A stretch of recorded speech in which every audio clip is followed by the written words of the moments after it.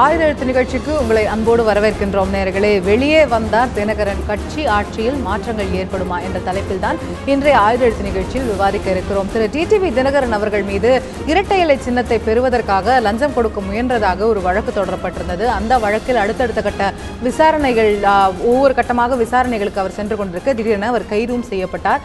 கைது செய்யப்பட்டு கிட்டத்தட்ட ஒரு மாதத்திற்கு மேலாக அவர் சிறையில் டெல்லியில் இருக்கக்கூடிய திகார் சிறையில் இருக்கக்கூடியதை நாம் பார்க்கிறோம். தற்போது அவருக்கு பிணை கிடைத்திருக்கிறது. அதன் மூலம் அவர் வெளியே வரப்போகிறார். வெளியே மீண்டும் அவர் ஒரு நேரடி அரசியலுக்கு வர இருக்கிறாரா? திரும்ப அதிமுகவில் அவர் தீவிரமான செயல்பாடுகளை முன்னெடுக்க இருக்கிறாரா? ஏற்கனவே கட்சியிலிருந்து அவர் ஒதுக்கி வைக்கப்பட்டிருக்கிறார். அவரும் சசிகலா அவர்களும் அதே போல அவர்களுடைய குடும்பமும் கட்சியிலிருந்து ஒதுக்கி வைக்கப்பட்டிருக்கிறது என்று அமைச்சர்கள் கூடி முடிவெடுத்திருக்கிறார்கள். அந்த ஒதுக்கி வைக்கப்பட்டிருக்கிறது என்ற நிலைதான் தற்போது தொடரப்போகிறதா, அல்லது அவர் நேரடி அரசியலில் அதிமுகவில் பல்வேறு முடிவுகளை எடுக்கக்கூடிய இடத்தில் வருவாரா? இன்றும் கூட அதிகாரப்பூர்வமாக கட்சியின் துணை பொதுச் செயலாளர் என்ற பதவியை அவர்தான் வகித்து வருகிறார் என்பது குறிப்பிடத்தக்கது. பல சட்டமன்ற உறுப்பினர்கள் திகார் சிறையில் சென்றே அவரை சந்தித்திருக்கிறார்கள். அவர் சென்னையில் இருந்த காலகட்டத்திலும் கூட பல சட்டமன்ற உறுப்பினர்கள் அவரை சந்தித்ததை நாம் பார்க்க முடிந்தது. ஆக இது சட்டமன்ற உறுப்பினர்களுக்குள்ளேயே இரண்டு வெவ்வேறு விதமான கருத்துக்கள் இருக்கிறதா என்ற கேள்விகள் எழுகின்றன. ஆட்சியிலும் கட்சியிலும் என்ன மாதிரியான மாற்றங்கள் வரும்? திரு தினகரன் அவர்களை ஆதரிக்கக்கூடியவர்கள் என்ன மாதிரியான நிலைப்பாடை அடுத்த கட்டங்களில் எடுக்கிறார்கள்? இவர் தற்போது சிறையிலிருந்து வெளியேறுவது என்பது அடுத்த கட்டமாக அவருடைய நகர்வு என்ன, அவரை ஏற்படுத்தக்கூடிய தாக்கங்கள் என்ன என்ற கேள்விகள் தொடர்ந்து கொண்டிருக்கின்றன. இந்த நிலையில் நேற்று பேசிய முன்னாள் முதலமைச்சர் திரு பன்னீர்செல்வம் அவர்கள் இணைப்பு என்று சொல்லி ஒரு பொய்யை மெய்யாக்கி கொண்டிருக்கிறார்கள். ஒரு தொண்டர்களிடையே இணைப்பு என்று சொல்லி தொண்டர்களிடையே ஒரு தவறான தகவல்களை பரப்பி கொண்டிருக்கிறார்கள் எதிரணியினர் என்று நேற்று பேசியிருக்கிறார். அப்படியானால் இந்த இரண்டு அணிகளுடைய இணைப்பு என்பது முடிந்துவிட்ட கதையா? இனிமேல் இணைப்பு என்ற பேச்சுக்கே இடமில்லை என்பதுதான் திரு பன்னீர்செல்வம் அவர்கள் சொல்லக்கூடிய கருத்தாக இருக்கிறதா? இதனிடையே தேர்தல் ஆணையத்தில் இரண்டு வெவ்வேறு வழக்குகள் இருக்கின்றன. இரட்டை இலை சின்னம் சார்ந்த வழக்கு, பொதுச் செயலாளர் யார் என்பது சார்ந்த வழக்கு. இந்த கட்சியிலும் ஆட்சியிலும் ஏற்பட்டிருக்கக்கூடிய இந்த ஒட்டுமொத்த குழப்பங்களுக்கு அடுத்த கட்டமாக எப்படி நகரப் போகிறது? அதில் டிடிவி தினகரன் அவருடைய ரோல் என்னவாக இருக்க போகிறது? பல்வேறு கேள்விகள் எழுந்திருக்கின்றன. கேட்கலாம், விவாதிக்கலாம். இன்றைய நிகழ்ச்சியில் நம்மிடையே இணையக்கூடிய விருந்தினர்கள் அதிமுகவின் அம்மா பிரிவை சேர்ந்த திரு கோவை செல்வராஜ் அவர்கள் நம்மிடையே இணைந்திருக்கிறார். அதே போல அரசியல் விமர்சகர் திரு ரவீந்திர துரைசாமி அவர்களும், திரு பன்னீர்செல்வம் அவர்களின் ஆதரவாளராக இருக்கக்கூடிய திரு கே.சி. பழனிசாமி அவர்களும், சாமானியரின் பிரதிநிதியாக திரு ஜெகதீசன் அவர்களும் நம்மிடையே இணைகிறார்கள். அனைவரும் நிகழ்ச்சிக்கு அன்போடு வரவேற்கின்றேன். திரு ரவீந்திரன் ஆரம்பிக்கலாம்னு நினைக்கிறேன். அதிமுகவுடைய துணை பொதுச் செயலாளரா இப்போ வரைக்கும் அபிஷியலா இருக்கக்கூடிய நபர் கைது செய்யப்படுறாரு. ஒரு மாத காலம் சிறையில் இருக்கிறாரு. இன்னைக்கு அவர் பெயில்ல வெளியே வராரு அப்படிங்கிற சூழ்நிலை. அவர் ஏற்கனவே கட்சியில இருந்து ஒதுக்கி வச்சிட்டோம் அப்படின்னு அமைச்சர்கள்லாம் சொல்லிட்டாங்க. அதனால ஒரு ஒதுக்கி வைக்கப்பட்ட நபர் அவரோட வழக்கை அவர் சந்திக்கிறாரு, அவர் பெயில்ல வராரு. அதுக்கு ஒரு பெரிய முக்கியத்துவமே இல்லை அப்படின்ற சூழ்நிலை இருக்கிறதா? அல்லது அந்த நபர் வெளியே அடுத்து என்ன செயல்பாடுகளை செய்ய போறாரு அப்படிங்கிறது ஒரு மாற்றங்களை ஏற்படுத்தும் நினைக்கிறீங்களா? Is it very important event இவர் வெளியே வருது, இல்ல அது ஒரு பொருட்டு இல்லைங்கிற மாதிரி? அதாவது அவர் எல்லா அமைச்சர்களும் சேர்ந்து அவரை விலக்கி வைக்கணும்னு முடிவெடுக்கும் போது அவர் ஒரு ஃபைட் கொடுக்க முயற்சி பண்ணார். இந்த அமைச்சர்கள் எல்லாம் ஒரு முதலமைச்சருக்கு ஆதரவான அமைச்சர்கள்லாம் ஒரு இடத்துல கூடின போது அவருக்கு ஆதரவான அமைச்சர்கள் இன்னொரு இடத்துல கூடினாங்க. அங்கே ரெண்டு அமைச்சர்கள் மட்டும்தான் வந்தாங்க. அந்த ரெண்டு பேருமே ஒட்டுமொத்த முடிவு எதுவோ அதற்கு நாங்கள் கட்டுப்படுறோங்கிற மாதிரி முதலமைச்சர் ஆதரவு அமைச்சர்கள்ட்ட சொல்லிட்டு போயிட்டாங்க. அதுக்கு பிறகு அவர் சூழ்நிலையை பார்த்தா ஒரு ஸ்ரூடு டிசிஷன் தான் எடுத்தார். இதில் ஃபைட் பண்ணால் மண்டை உடஞ்சி போங்கிற ஒரு சூழ்நிலையில் நீங்கள் சொல்கிறத நானே விலகிட்டேங்கிற மாதிரி பெருந்தன்மையாக விலகின ஒரு முடிவை அவர் எடுத்தார். அதற்கு பிறகு அவர்கிட்ட இன்னைக்கு வெளிப்படையாக பார்த்தா புகழேந்தி, நாஞ்சில் சம்பத் போன்றவங்க எம்எல்ஏக்களா இல்லை, நல்ல பேச்சாளர்கள். எம்எல்ஏக்கள் பார்த்தா தங்க தமிழ்ச்செல்வனும் வெற்றிவேல் ரெண்டு எம்எல்ஏக்கள் தான் ஓப்பனா கமிட் பண்ணியிருக்கிறாங்க.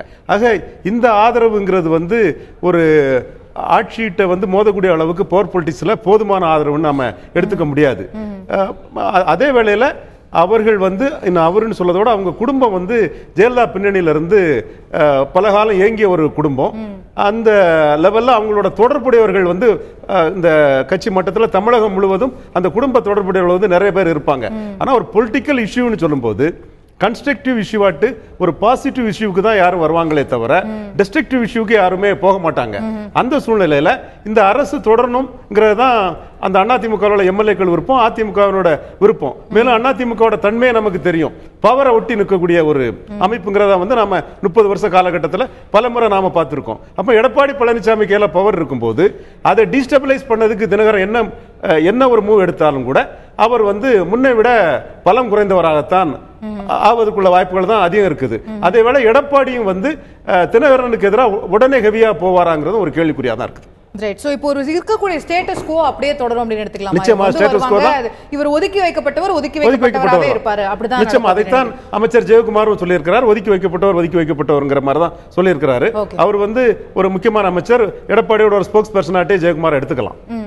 இப்போ இதுல ஆனா திரு டிடிவி தினகரன் அவர்கள் வந்து அப்படி அமைதியா இருக்க முடியும்னு நினைக்கிறீங்களா? ஏன்னா அவர் மேல வழக்கு இருக்குது. இப்போ அவர் அதை எதிர்கொள்ள வேண்டியிருக்கிறது. அரசியல் ரீதியா நிலையை வந்து ஸ்டெபிலைஸ் பண்ணிக்க வேண்டிய சூழ்நிலையில அவரும் நிச்சயமா ஆடின காலம் பாடின வாயும் சும்மா இருக்காதுங்கிறது பழமொழி. அது தினகரனுக்கும் பொருந்தும்.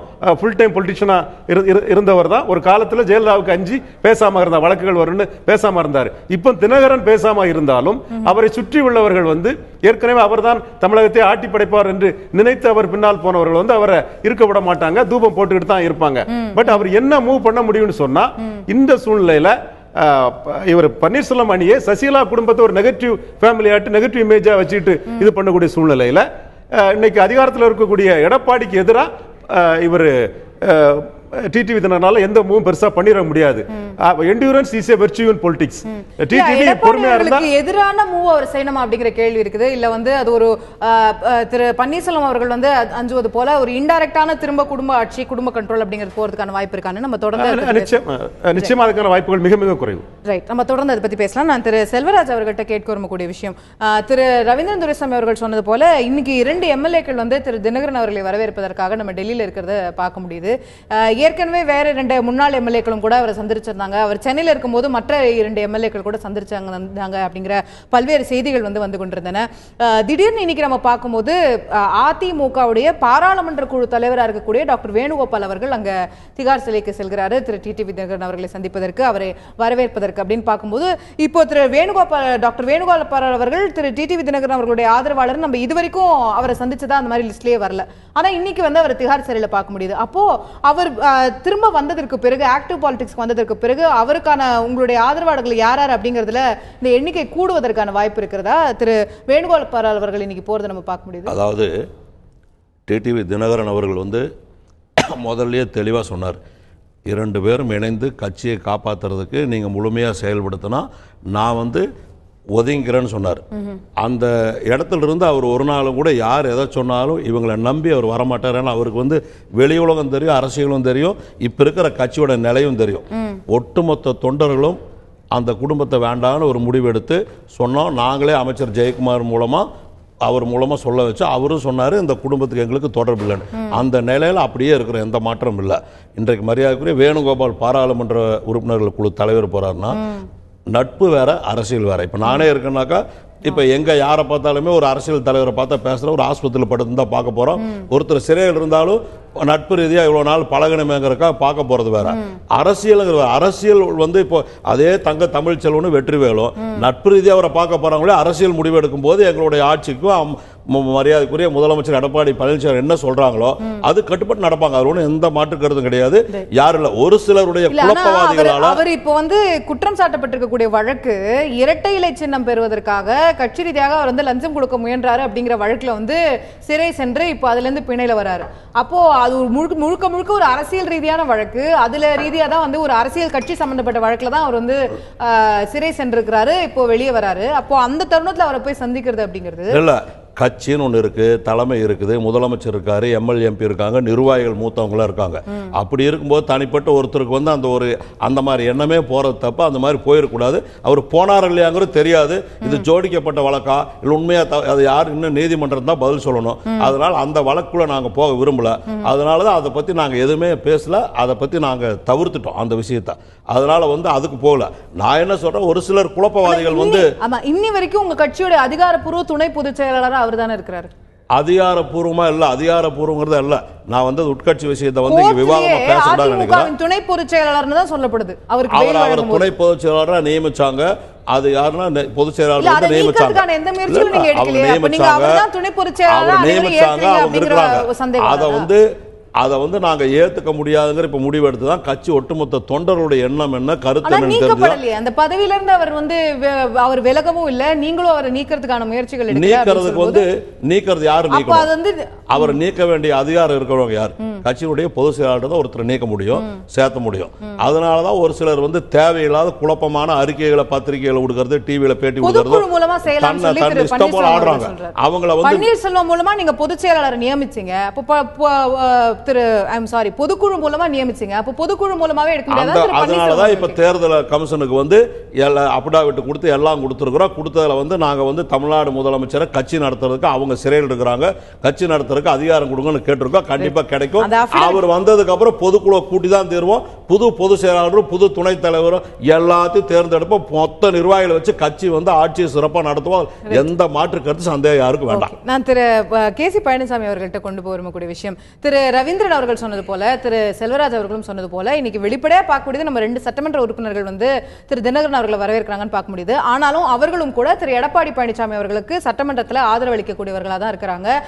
மிகப்பெரிய கட்சியுடைய பெரிய அமைச்சர்களோ தொண்டர்களோ இல்லை யாருமோ வந்து திரு தினகரன் அவர்கள் பக்கம் இன்னைக்கு போய் நிக்கல அப்படிங்கறத பார்க்க முடியுது. அப்படியானால் இன்னமும் வந்து குடும்ப ஆதிக்கம் இருக்கிறது, குடும்ப ஆட்சி நடக்கிறதா அப்படிங்கிற சந்தேகங்கள்லாம் ஏன் எழணும்? அது நேற்றும் கூட திரு பன்னீர்செல்வம் அவர்கள் எழுப்பியிருக்கிறார்.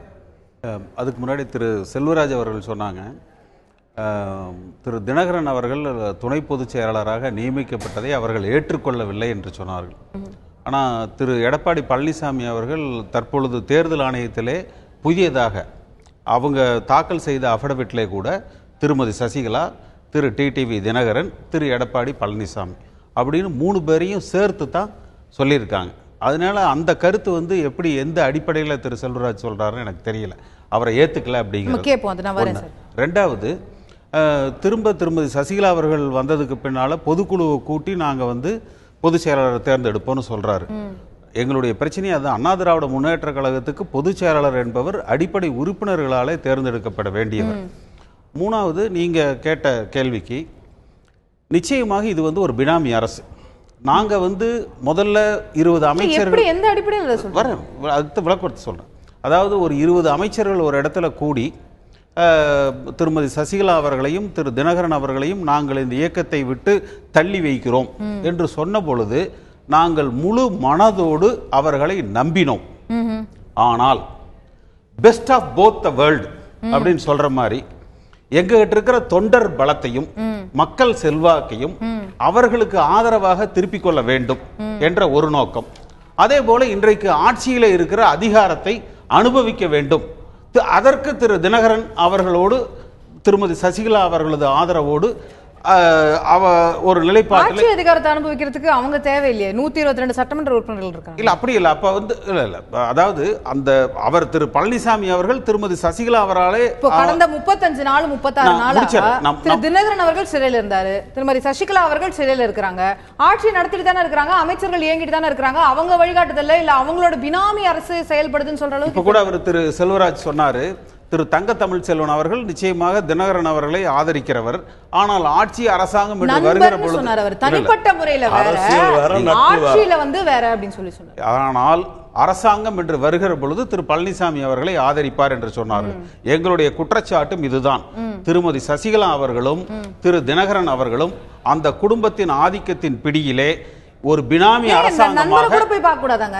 யாரு அப்ப அப்படிதான் சிச்சுவேஷன். அதாவது அவங்க வந்து திரு தினகரன் அவர்களை யாரும் சந்திக்கவே கூடாது, பார்க்கவே கூடாது, அவங்க நட்பே வச்சுக்க கூடாது. அவங்க என்ன சொல்ல, தனிப்பட்ட முறையில அவர் எனக்கு நண்பர், அதனால நான் இதை வேற தனியா பண்றேன்னு அவங்க நான் வந்து இதை நட்பை சொல்லல.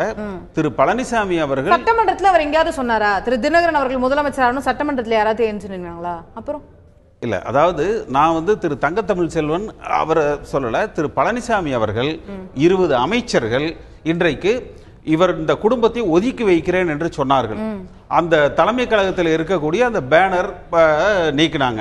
அதை தவிர எந்த ஒரு முயற்சியையும் அவர்கள் எடுக்கவில்லை. 35 நாள் ஆட்சி எப்படிங்க நடக்குது, கட்சி எப்படிங்க நடக்குது? 2 பேரும் சிறையில தானங்க இருந்தாங்க. 2 பேரும் இல்லாம நடந்துச்சு இல்ல? திரு இபிஎஸ் அவர்களுடைய தலைமையில அத்தனை அமைச்சர்கள் நடந்தாங்க, பிரச்சனைகளுக்கு வந்து போனாங்க. இன்னைக்கு கூட நேர்ல அமைச்சர் போய் அந்த யானை விஷயத்தை பார்க்க முடியுது. அப்போ திரு சசிகலா அவர்களுடைய வழிகாட்டுதல்படியும் தினகரன் அவர்களுடைய வழிகாட்டுதல்படி தான் 35 நாள் நடந்துச்சா? இல்ல அதாவது ஆட்சி நடக்கிறதுங்கிறது வந்து இட்ஸ் a சிஸ்டம். அந்த சிஸ்டத்துல வந்து யார் முதலமைச்சராக இருந்தாலும் அந்த சிஸ்டம் பினாமி அரசு என்பது திரு பழனிசாமி அவர்கள் திருமதி சசிகலா அவர்களையும் திரு தினகரன் அவர்களையும் தன்னையும் இணைத்துக் கொண்டு அந்த அஃபிடவிட்டை அவர்கள் தாக்கல் செய்திருக்கிறார்கள். உண்மையிலேயே அந்த குடும்பத்தை சார்ந்தவர்களை இந்த இயக்கத்தை விட்டு தள்ளி வைக்கக்கூடிய ஒரு நோக்கம் இவர்களுக்கு இருந்தால் இவர் தனிப்பட்ட முறையிலே நான் இந்த இயக்கத்தினுடைய தலைமை நிலைய செயலாளர், பொதுச் செயலாளர் என்பவர் அடிப்படை உறுப்பினர்களாலே தேர்ந்தெடுக்கப்பட வேண்டும். திருமதி சசிகலா அவர்கள் தேர்ந்தெடுக்கப்பட்ட முறை தவறு. திரு தினகரன் அவர்கள் இந்த இயக்கத்திற்குள்ளே துணை பொதுச் செயலாளராக நியமிக்கப்பட்டது தவறு. இந்த இயக்கத்திற்கு தேர்தல் நடத்த வேண்டும் என்ற ஒரு கோரிக்கையை அவர் வைத்திருக்க வேண்டும்.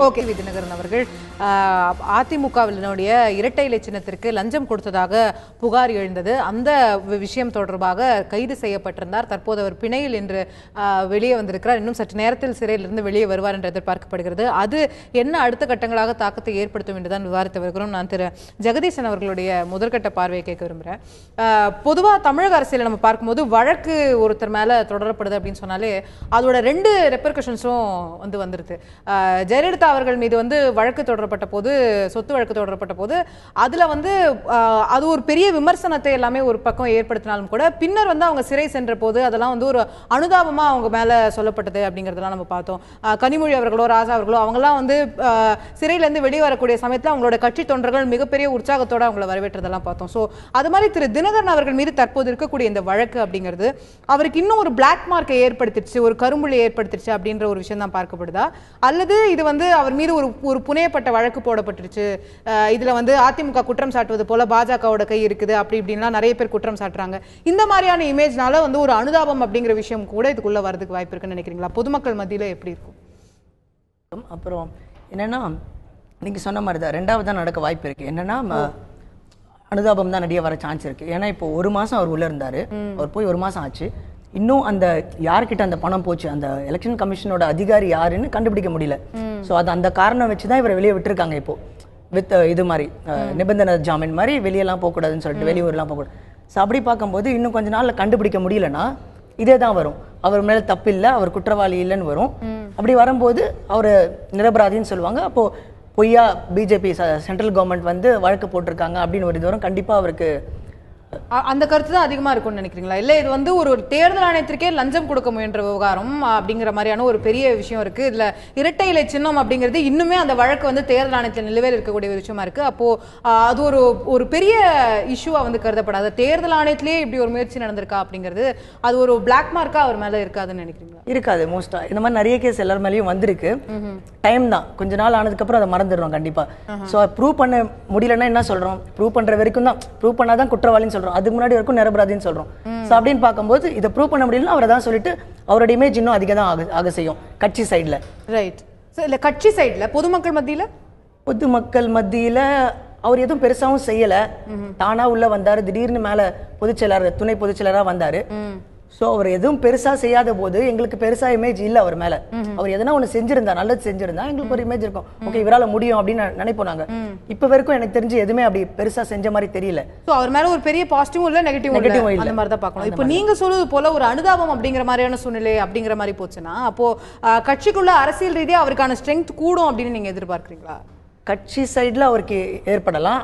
திரு ரவீந்திரன் அவர்கள் சொல்றது படி அவர் வந்து இப்ப ஏற்கனவே ஒதுக்கி வைக்கப்பட்டிருக்கிறாரு. அவர் அப்படியே ஒதுக்கி வச்சுதான் அப்படியே தான் இருப்பாரு, அவர் பெரிய செயல்பாடு இருக்கிறாரு, அவர் வந்து ஒரு தனி நபர் போலதான் இயங்குவாருன்னு. பட் நீங்க சொல்றது நடந்துச்சு அப்படின்னா அப்போ அவருக்கு வந்து கட்சிக்குள்ள அவருடைய பலம் வந்து இதற்கு பிறகு வெளியே வந்த பிறகு கூடுவதற்கான வாய்ப்பு இருக்கு நீங்க கருத்து? ஆமா, அப்படிதான் நான் நினைக்கிறேன். ஏன்னா சசிகலாவும் உள்ள இருக்கும்போது அந்த அவ்வளவு எம்எல்ஏஸும் அவங்களுக்கு தான் சப்போர்ட் பண்ணாங்க, அவங்களால கண்ட்ரோல் வச்சிருக்க முடிந்தது.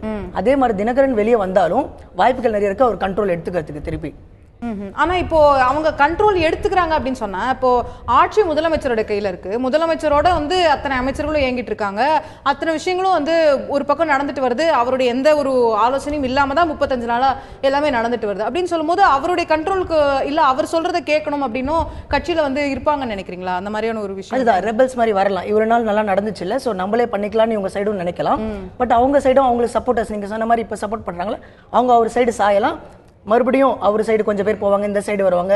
இது கொஞ்சம் கொஞ்சமா இன்னொன்னு பெருசா பிரியதான் செய்யுமே தவிர மொத்தமா கூடுற மாதிரி தெரியல. கூடுற மாதிரி உங்களுக்கு தெரியலன்றீங்க. ரைட். நான் திரு செல்வராஜ் அவர்கிட்ட கேட்க வரக்கூடிய விஷயம், திரு டிடிவி தினகரன் அவர்கள் இன்னைக்கு இன்னும் சற்று நேரத்தில் சிறையிலேருந்து வெளியே வர போறாரு. அவருக்கான பெயிலுக்கான ஷூரிட்டியை கொடுக்கறது யாருன்னா தமிழ்நாடு கவர்மெண்ட்டோடைய கவுன்சில், தமிழ்நாடு கவர்மெண்ட்டோடைய வழக்கறிஞர் திரு பரமசிவன் அவர்கள் அவருக்கான ஷூரிட்டியை கோர்ட்டில் கொடுக்குறாரு அப்படின்னு சொன்னா அது ஒரு மிகப்பெரிய செய்தி இல்லையா? தமிழ்நாடு அரசுடைய வழக்கறிஞர், தமிழ்நாடு அரசு அவரை நீக்கி வச்சுட்டு இயங்கிட்டு வரோம், அவருக்கு இதுக்கும் எந்த தொடர்பும் கிடையாதுன்னு முதலமைச்சர் சொல்றாரு. ஆனா தமிழ்நாடு அரசுடைய வழக்கறிஞர் அவருக்கு ஷூரிட்டி கொடுக்குறாருன்னு எப்படி பண்ணுறது? தமிழ்நாடு அரசு சார்பில் குறைஞ்சது வழக்கறிஞராக மாவட்ட அளவில் மாநில அளவில் எல்லா பதவிகளையும் ஒரு 3000 பேருக்கு மேலே இருப்பாங்க அரசு நியமிக்கிற வழக்கறிஞர்கள். அந்த வழக்கறிஞர்களில் அரசு வழக்கறிஞராக மட்டும் இருந்தவங்க குடும்பம் நடத்த முடியாது. வேற கேஸுகளுக்கு ஆஜராவாங்க, அரசுக்கும் ஆஜராகும், பின்னொரு கேஸுக்கும் போவாங்க. அந்த அடிப்படையில் அவர் அந்த வழக்கு ஆஜராக சொல்லியிருப்பார், அவர் ஆஜராக இருப்பார். அது வந்து அவங்களோட உரிமை, வழக்கறிஞருடைய உரிமை. அதுல போய் யாரும் ஏன் போன ஏன் வந்தன்னு யாரும் தலையிட முடியாது. அது வந்து தவறான குற்றச்சாட்டு. ரெண்டாவது, மரியாதைக்குரியான கேசி பழனிசாமி அவங்க பேசும்போது சொன்னாங்க, இந்த பொதுச் செயலாளர் துணை அவங்க பேரே இருக்கு, கூட வந்து எடப்பாடி பழனிசாமி பேர் சேர்த்திருக்காங்க. கட்சி நடத்துறதுக்கு அம்மாவால் நியமிக்கப்பட்ட கழகத்தினுடைய தலைமை கழக செயலாளர் பதவியும் முதலமைச்சராக இருக்கின்ற காரணத்தால் அவரு கட்சியை நடத்துறதுக்கு அதிகாரத்துக்காக சேர்த்திருக்கிற பேர். அந்த அதிகாரம் வந்ததுக்கு அப்புறம் அவர் எப்படி கட்சி நடத்துவாருங்கிறது தெளிவா தெரியும். ரெண்டாவது ஒரு விஷயம், எங்க கட்சி ஒரே நிமிஷமா தேர்தல் அணி இஷ்யூ வரும் கண்டிப்பா. இல்ல, நான் இன்னொரு விஷயம் அவர் சொன்னதே சொல்றேன். அவர் இன்னொரு பெரிய குற்றச்சாட்டு சொன்னார் இல்லையா, பினாமி ஆட்சின்னு சொன்னாங்க. யாருடைய பினாமி ஆட்சி, எந்த பினாமி ஆட்சி? எங்க கட்சியை பத்தி எங்க ஆட்சியை பத்தி பேசுறதுக்கு ஓபிஎஸ்க்கு என்ன தகுதி யோகிதை இருக்குன்னு நான் கேட்கிறேன். அவர் யார் எங்களை பத்தி சொல்றது? அவர் முன்னாள் முதல்வர். யார்? என்ன முன்னாள் முதல்வர்? கட்சிக்கு துரோகம் பண்ணி இல்ல புரட்சி தலைவி அம்மா அவர்களால 34 வருஷமா சாதிக்காத சாதனைய தொடர்ந்து 2வது முறையா ஒரே கட்சி ஆட்சிக்கு வந்தது தமிழ்நாட்டில் பெரிய ரெக்கார்டு பிரேக் பண்ணாங்க. தன்னுடைய உடல் நலத்தை பார்க்காம, ஆஸ்பத்திரிக்கு போகாம, தன்னையே முழுமையா இழந்து 24 மணி நேரம் கட்சி ஆட்சிக்காக செயல்பட்டு இந்த மாதிரி சதிகாரங்களையும் ஜெயிக்க வச்சது அம்மா தான். ஏன்னா அவங்க சொத்த செல்வாக்கிலே ஜெயிச்சாங்க. ஜெயிக்க வச்சு ஆட்சிக்கு வந்ததுக்கு அப்புறம் அம்மாவால் நடத்தப்படுகின்ற ஆட்சி, அம்மா ஆத்மாவால் நடத்தப்படுற ஆட்சி வந்து கலைச்சிருவோம், 2 மாசத்துல போயிடும், உள்ளாட்சி மன்ற தேர்தல் வரும்னா இது மாதிரி ஒரு சதிகாரர் வந்து 1.5 கோடி தொண்டர் இப்ப சொல்லிட்டு இருக்கான். இந்த மாதிரி ஒரு துரோகி, இந்த மாதிரி ஒரு கேவலமான அம்மாவுக்கு துரோகம் பண்ற ஒரு ஆள் இருக்கானே எல்லாரும் பொறுத்திருந்து இருக்காங்க. திரு செல்வராஜ் கேள்வி எடுத்துக்கோங்க. உங்களோட அரசியல் ரீதியான விமர்சனங்களை நீங்க தொடர்ந்து பேசிட்டே இருக்கலாம், எவ்வளவு நேரம் வேணாலும் பேசலாம். என்னோட கேள்வி என்னன்னா, ஜெயலலிதா அவர்களுக்கு வந்து அவங்களுடைய ஆட்சியை கலைக்க பாக்குறாங்க இவங்க, நீங்க வந்து சொல்றீங்க. இதே ஜெயலலிதா அவர்களால் கட்சியை விட்டு நீக்கப்பட்டவர்கள் கையில நீங்க கட்சியை கொடுத்திருக்கீங்கன்னா அவங்க கேக்குறாங்க. ஒண்ணு கட்சி ஒண்ணு யாரும் கொடுக்கல, கட்சியை வந்து நடத்த யாரு கொடுத்தாங்க? ஒரே நிமிஷம், அவர் சொல்றாரு, தெரியாம சொல்றாரு. இவர் தலைமை தாங்கிட்டு இருக்காரு ஓபிஎஸ், அவரு தான் வந்து கால் விழுந்து கும்பிட்டு முதல் கும்பிடு போட்டு பொதுச் செயலாளர் தேர்ந்தெடுத்தாரு. அவரை தேர்ந்தெடுத்ததுக்கு அப்புறம் வந்து பேசும்போது முதலாளா கால் விழுந்தது இவர் தான். அதாவது இவராலேயே எல்லாம் செய்ய, இவர் சுயநலத்துக்காக இவருக்கு வந்து அவங்க ஒத்து போகலைங்கிறதுக்காக இவர் எதுக்குறாரு. இவர் என்ன செய்யறாரு சொல்லுங்க. கட் அவுட் பத்தி பேசினாங்க. கட் அவுட் இறக்குறதோ இறக்காத ஒரே நிமிஷமா, கட் அவுட் இறக்குறது வந்து யாரு? நாங்க எங்களுக்காக எங்க கட்சியில எங்க பிரியத்துக்கு இறக்குவோம். இனி ஒருத்தருக்கு பயந்தோ இன்னொருத்தர் சொல்லி இறக்கல, இவங்க யாரும் அதை கேட்கறதுக்குன்னு நான் கேட்கிறேன். நான் திரு பழனிசாமி அவர்கள்ட்ட தான் கொண்டு போக விரும்புறேன். இந்த வழக்கறிஞர் விவகாரமே கூட நம்ம இரட்டையில வழக்குல பார்த்தோம். காங்கிரஸ் உடைய முன்னாள் மத்திய அமைச்சர் அந்த சல்மான் குர்ஷித் அவர்கள் வந்து அதிமுகவுடைய ஒரு அணிக்காக வந்து ஆஜரானார். சோ இப்போ வந்து வழக்கறிஞர் அவர்களுடைய இதுக்காக அதிமுக ஒரு அணியை காங்கிரஸ் ஆதரிக்குது அப்படிங்கிறது கிடையாது இல்லையா? சோ இது வந்து ஒரு தனிப்பட்ட அவங்களுடைய விருப்பு வெறுப்புகள் அப்படிங்கறத நீங்க கேட்ட கேள்வி வந்து ஜாமீன் கொடுத்தாருன்னு சொன்னீங்க. ஷூரிட்டி கொடுத்தாங்க. ஷூரிட்டி கொடுக்குற ஒரு வழக்குக்காக ஒரு வழக்கறிஞர் வந்து அந்த வழக்குல ஆஜராகிறதுங்கிறது வேற, அது அவங்க ப்ரொஃபஷன். ஆனால் ஜாமீன் கொடுக்கிறதுங்கிறது வந்து அவங்க ப்ரொஃபஷன் அல்ல. அது தனிப்பட்ட முறையில் அவங்க செஞ்சிருக்காங்க. வழக்கமா வந்து எனக்கு தெரிஞ்சவங்க என்னோட நண்பர்னும் போது நான் ஷூரிட்டி கொடுக்குறேன். இல்ல என்ன முடிக்க விடுங்க. அதாவது ஒரு வழக்கமா வந்து வழக்கறிஞர்கள் வந்து அந்த மாதிரியான ஜாமீன் கொடுக்கறத தவிர்ப்பாங்க. எவ்வளவு அவங்க உறவினர்களாக இருந்தாலும் கூட அந்த மாதிரியான வழக்கறிஞர்கள் போய் நின்று ஜாமீன் கொடுக்கறதுங்கிறது தவிர்ப்பாங்க. குற்றவாளியுடைய பொறுத்து இருக்கு. அதாவது கிரிமினல் குற்றவாளி அதனால வழக்கறிஞருக்கு உரிமையில யாருக்கும் தலையிடுறதுக்கு தகுதியும் கிடையாது, உரிமையும் கிடையாது முதல்ல. அதனால இது வந்து அவர் வந்து இதுல வழக்கறிஞரா ஆஜராகல, ஒரு ஷூரிட்டி கொடுத்துருக்கிறாரு. ஒரு அரசு வழக்கறிஞராக போய் இந்த மாதிரி ஒரு ஷூரிட்டி கொடுக்கிறவர் இந்த அரசாங்கம் அதை ஏத்துக்கல அப்படின்னால் அவர் அந்த அரசு வழக்கறிஞர் பொறுப்புல இருந்து நீக்கணும். இல்ல, அவர் அரசு வழக்கறிஞர்ன்ற கெபாசிட்டில அதை போய் கொடுக்கல. அவர் அரசு வழக்கறிஞரா இருக்கிறாரு.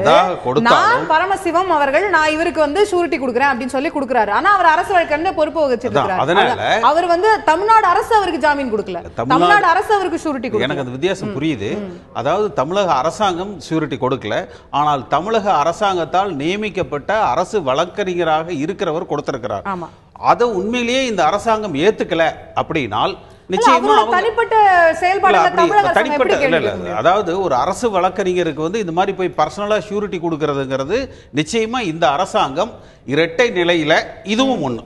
நிச்சயமா திரு பழனிசாமி அவர்கள் ஒரு இரட்டை நிலைப்பாட்டோடு அவர் வந்து அரசு வழக்கறிஞரா இருந்தாலும் உங்களுக்கு நல்லா தெரியும், எந்த அரசு வழக்கறிஞரும் தனிப்பட்ட வழக்குகள் எல்லாம் ஆஜராகலாம். அவங்க வந்து எல்லா விஷயங்களும் பண்ணலாம். அதுல தமிழக அரசாங்கம் எந்த அரசாங்கம் தலையிட முடியாது. அதைத்தான் நான் விளக்கமா சொல்றேன். அரசு வழக்கறிஞர்கள் தனிப்பட்ட வழக்குகள்ல ஆஜராகலாம். வழக்கு ஆஜராகிறதே தடுக்க முடியாதுன்னா ஷூரிட்டி கொடுக்கறதுங்கறத போய் அவங்க சாதாரணமாவே ஒரு வழக்கறிஞர் வந்து ஷூரிட்டி கொடுக்க மாட்டாங்க. இந்த கேஸ்ல ஒரு அரசுங்கிறது வேறங்க, அது விதி இல்லையே, அரசாங்கத்தின் விதி இல்லையே. இல்ல விதி இல்லைங்கிறதல்ல, ஒரு வழக்கமா அந்த மாதிரியான ஷூரிட்டி கொடுக்கறத வழக்கறிஞர்கள் தவிர்ப்பாங்க. ஆனால் இங்க ஒரு அரசு வழக்கறிஞரே கொடுத்திருக்கிறதுங்கிறது இதற்கு இந்த அரசாங்கம் துணை போகிறதோ என்ற ஒரு அச்சம் மக்கள் மத்தியில எழ வாய்ப்பு இருக்கிறது. அதற்கு இந்த அரசாங்கம் அவர் மேலே நடவடிக்கை எடுக்க வேண்டும். ஆனால் எடுக்க மாட்டார்கள். திரு பழனிசாமி அவர்கள் நிச்சயமாக திருமதி சசிகலா அவர்கள் மீதும் இந்த குடும்பத்தின் மீதும் எழுந்த ஒரு கோபத்தை, அந்த கோபம் அரசாங்கத்துக்கு எதிராக இருந்த ஒரு கோபத்தை தணிப்பதற்காக ஏதோ எங்களோடு இணைவது போன்ற ஒரு நாடகத்தை அரங்கேற்றி இருக்கிறார்களே ஒழிய நிச்சயமாக உள் மனதோடு இணையக்கூடிய ஒரு எண்ணம் அவர்களுக்கு கிடையாது. Okay, right. நான் வரேன் திரு செல்வராஜ். தற்போது நம்முடைய தொலைபேசி வாயிலாக சட்டமன்ற உறுப்பினர் திரு தங்க தமிழ்ச்செல்வன் அவர்கள் இணைந்திருக்கிறார். அவரிடமும் சில கருத்துக்களை கேட்க விரும்புகிறேன். வணக்கம் திரு தங்க தமிழ்ச்செல்வன். இன்றைக்கு அதிமுகவுடைய துணை பொதுச் செயலராக இருக்கக்கூடிய திரு டிடிவி தினகரன் அவர்கள் பெயில் பெற்றிருக்கிறாரு. இன்னும் சற்று நேரத்தில் சிறையிலிருந்து வெளியே வர போறாரு அப்படிங்கிற எதிர்பார்ப்பு. தொடர்ந்து எழப்படக்கூடிய யூகங்கள் என்ன அப்படின்னா, திரு பழனிசாமி அவர்களுக்கு ஆதரவு அளிக்கக்கூடிய சட்டமன்ற உறுப்பினர்களே பலர் திரு தினகரன் அவர்களை ஆதரிக்கிறார்கள். அப்போ திரு தினகரன் அவர்கள் வெளியே வந்த பிறகு மீண்டும் இதுல வந்து குழப்பங்கள் இருக்குமா, இல்ல வந்து அவருடைய ஆதரவாளர்கள் இவருடைய ஆதரவாளர்கள் என்ற பிரிவினை இருக்குமா அப்படிங்கிற யூகங்கள், சந்தேகங்கள் தொடர்ந்து எழுப்பப்பட்டு வருகின்றன. திரு தினகரன் அவர்கள் வெளியே வந்த பிறகு மீண்டும் ஒரு ஆக்டிவ் பாலிடிக்ஸ் முன்னெடுக்கிறதுக்கான வாய்ப்பு இருக்கா? இது போன்ற பிளவுகள் ஏதாவது ஏற்படுறதுக்கான வாய்ப்பு இருக்கு நீங்க நினைக்கிறீங்களா? இதுல பிளவுக்கே வேலை இல்லம்மா. அதாவது இன்னைக்கு எங்களுடைய பொதுச் செயலாளர் நான் சின்னம்மா தான், துணை பொதுச் செயலாளர் அண்ணன் டிடிவி தினகரன் தான். இன்னைக்கு சிறையில இருந்து விடுதலை ஆகிறாரு, பெயில் கிடைச்சிருக்கு, வர்றாரு. அவரை பார்க்கறதுக்கு டெல்லிக்கு இப்பயே நாங்க ஒரு 10-15 எம்எல்ஏக்கள், ஒரு 5 எம்பிக்கள், மாவட்ட செயலாளர் எல்லாம் டெல்லியில தான் இருக்கோம். 10-15 எம்எல்ஏக்கள் இருக்கிறீங்களா? ஆமா ஆமா ஆமா. எந்தெந்த எம்எல்ஏக்கள் குறிப்பிட முடியுமா திரு தங்க தமிழ்ச்செல்வன்? நான் இருக்கேன், வெற்றிவேல் இருக்காரு, செந்தில் காலேஜ் இருக்காப்ல, போப் வெங்கடாச்சல் இருக்காப்ல, பழனியப்பன் முன்னாள் அமைச்சர் இருக்காரு, ஓகே இருக்காங்க. எம்பிக்கள் வந்து நம்ம சேவல் ஏழுமலை, கோயம்புத்தூர் நாகராஜ், வேணுகோபால் எம்பி, ஓகே, எல்லா மாவட்ட செயலாளர் கலைராஜன், நாலு மாவட்ட செயலாளர், வெற்றிவேல் மாவட்ட செயலாளர், okay, Senthil Balaji minister, okay. So நிறைய பேருக்கு வந்திருக்கோம். என்ன காரணத்துக்கு வந்திருக்கோம்? எங்களுடைய துணை பொதுச் செயலாளர் செயல் கிடைச்சிருக்கு, அதை பார்க்க வந்திருக்கோம். அந்த பிறகு இந்த அணி அந்த அணி இப்ப வேலை இல்லை. நாங்க அதிமுக அம்மா அணி, உண்மையான அதிமுக. எங்களுடைய பொதுச் செயலாளர் சின்னம்மா தான், முதல்வர் என்ன எடப்பாடி பழனிசாமி தான். இதுல மாற்று கருத்துல துணை பொதுச் செயலாளர் டிடிவி தினகரன் தான். இதுக்குள்ள நீங்க போய் எங்களை இருந்து பிரிஞ்சு போனவங்க இதவே சேர்றதுக்கு வாய்ப்பு இல்லை. எப்படி நீங்க வெளியே போனீங்களோ யாரையும் கேட்காம உள்ள வந்து சேர்ந்து கிடைக்கிற பொறுப்பை வாங்கிட்டு தான் நல்லது. ரைட். இதுல நீங்க வந்து கிட்டத்தட்ட ஒரு 10-15 எம்எல்ஏக்களும் 5 எம்பிக்களும் வந்து அங்க வந்து தினகரன் அவர்களை சந்திக்க வந்திருக்காங்க அப்படின்னு சொல்றீங்க. உங்களுடைய அதிமுக அம்மாநில இருக்கக்கூடிய அமைச்சர் பெருமக்கள், முதலமைச்சர் எல்லாருமே தான் வந்து திரு டிடிவி தினகரன் அவர்கள் ஒதுக்கி வைக்கப்பட்டிருக்கிறாரு, சசிகலா அவர்களுக்கும் கட்சிக்கும் வந்து திரு தினகரன் அவர்களும் கட்சிக்கும் தொடர்பு இல்லை அப்படின்னு சொல்லியிருக்காங்க. ஆனா நீங்க அவர் தான் துணை பொதுச் செயலாளர், அவரை சந்திக்க நாங்க வந்திருக்கோம், எங்களுடைய அணியோடைய துணை பொதுச் செயலரே அவர் தான் சொல்றதுல எப்படி புரிஞ்சுக்கிறது திரு தமிழ்ச்செல்வன்? இல்ல, ஒதுக்கி வைக்கிறதுக்கு யாருக்குமே அதிகாரம் இல்லம்மா எங்க கட்சியில. இல்லங்க, முதலமைச்சர் அமைச்சரவை எல்லாருமே சொல்லிருக்காங்க. இல்லையே, சொல்லலையே. ஒரு சில அமைச்சர் ஜெயக்குமார் அவர்கள் அறிவித்தார், கிட்டத்தட்ட அனைத்து முதலமைச்சர் நீங்களா கிட்டத்தட்ட அனைத்து அமைச்சர்களும் அந்த இடத்துல குழுமி இருந்தாங்க. இல்ல, நீங்க ஒதுக்கி வைக்கன்னு சொல்றதுக்கு இவங்களுக்கு என்ன அதிகாரம் இருக்கு? ஃபர்ஸ்ட் அவர் துணை பொதுச் செயலாளர் தான். ஆமா, சின்னம்மா பொதுச் செயலாளர் தான். இப்போ அவரை துணை பொதுச் செயலாளரை ஏற்கல அப்படின்னு சொன்னா இந்த அமைச்சரவைக்கு உங்களுடைய ஆதரவு நீடிக்குமா? அப்படி நீடிக்காதுன்னு புரிஞ்சுக்கணுமா? எப்படி புரிஞ்சுக்கணும் அந்த கருத்து? அண்ணன் டிடிவி தினகரன் துணை பொதுச் செயலாளர், மாண்புமிகு சின்னம்மா பொதுச் செயலாளர், அண்ணன் எடப்பாடி பழனிசாமி முதல்வர். இதுதான் கண்டினியூவா போகும். அபிடவிட்லி நாங்க 3 பேரை நாங்க பரிந்துரை பண்ணி அனுப்பிச்சிருக்கோம், 10 லட்சம் அபிடவிட்டு. இதுல வந்து கான்கிரீட்டா இருக்கும், இதுல மாறுபட்ட கருத்து கிடையாது. எங்கள்ல இருந்து பிரித்து கூட திரு பன்னீர்செல்வம் இதை குழப்புறதுக்காகவே வேண்டும் அந்த குடும்பத்தை பத்தி பழி சொல்றது நல்லா இல்ல. இல்ல, அப்ப அமைச்சர்கள் ஏன் அப்படி அறிவிச்சாங்க? உங்களுடைய அணியை சேர்ந்த அமைச்சர்கள் தானே. அமைச்சர் ஜெயக்குமார், நீங்க சொல்றீங்க திரு எடப்பாடி பழனிசாமி அவர்களும் சேர்ந்துதான் இன்னைக்கு அஃபிடவிட் போட்டிருக்கிறாரு அப்படின்னு. ஆனா அவரும் சேர்ந்துதான் முன்னாடி அறிவிச்சாங்க. அப்ப ஏன் அப்படி அறிவிக்கணும்? சரி, அறிவிச்சு வந்து 2 பேருக்காரு நீக்கிட்டு நீங்க தானே சேர்ந்து பன்னீர்செல்வம் ஜெயக்குமார்ல இருந்து எல்லாம் அனுப்பியிருக்கணும். ஏன் அனுப்பல? என்ன ரீசனுக்கு அனுப்பல? ஓப்பனா பேசுறவங்க அவங்க வீட்லயுமே சின்ன பெரிய டிடி பேர் எடுத்துருங்க, அப்பதான் நாங்க செல்லும் சொல்லி இவங்க அனுப்ப வேண்டியதான மாற்றி. ஏன் அனுப்பல? அப்படி அப்ப 15 லட்சம் அப்படி வச்சு அப்படிதான் போகுது. சின்னம்மா தான் பொதுச் செயலாளர், துணை பொதுச் செயலாளர் அண்ணன் டிடிவி தினகரன், தலைமை நிலைய செயலாளர் தமிழ்நாட்டு முதல்வர் அண்ணன் எடப்பாடி பழனிசாமி தான் போகுது. செல்வராஜ் அவர்கள்ட்ட கேட்க விரும்பக்கூடிய விஷயம், சற்று முன் திரு தங்க தமிழ்ச்செல்வன் அவர்கள் சட்டமன்ற உறுப்பினர் தொலைபேசியில் சொன்னதை பார்த்திருப்பீங்க. இதுவரைக்கும் நமக்கு வந்து தெரிஞ்ச விஷயம் 2 சட்டமன்ற உறுப்பினர்கள் அங்கே சென்றிருக்கிறாங்க, கிட்டத்தட்ட 15 பேர் அங்க இருக்கிறாங்கன்னு பெயர்களோட வந்து அவர் குறிப்பிடுறாரு. அப்போ திரு தினகரன் அவர்களுக்கான ஆதரவு வந்து கூடியிருக்கிறது அப்படின்னு கருதணுமா? எப்படி புரிஞ்சுக்கிறது? இல்ல, நான் என்ன சொல்கிறேன்னா, என்னுடைய தாழ்மையான வேண்டுகோள், உங்கள் தந்தி டிவியினுடைய நிருபர்கள் அங்கே இருக்காங்க, அவங்கள எடுக்க சொல்லுங்கள். அவங்க எடுத்து கேமராவில் நம்ம இன்னும் 40 நிமிஷம் இருக்க போகிறோம். அவங்க லைனாக எம்எல்ஏ நிற்கிறத காட்டினாங்கன்னா நான் என்ன வேணால் ஏற்றுக்க தயாராகிறேன். அதாவது நானும் பொதுவாக பதில் சொல்ல முடியாது. நான் வந்து ஒரு கட்சியினுடைய பிரதிநிதியாக வந்திருக்கிறேன். எனக்குன்னு ஒரு பொறுப்பு இருக்குது, அந்த பொறுப்பாக தான் பேச முடியும். எல்லா அதிமுக 122 எம்எல்ஏ அம்மானியில் இருக்கிறாங்க, 122 பேர் அவருக்கும் தெரிஞ்சவங்க தானே, எனக்கும் தெரிஞ்சவங்க தானே. அதனால இவர் நட்பு ரீதியா போயிருக்காரு. அவர் தெளிவா சொன்னார், கேட்டீங்களா?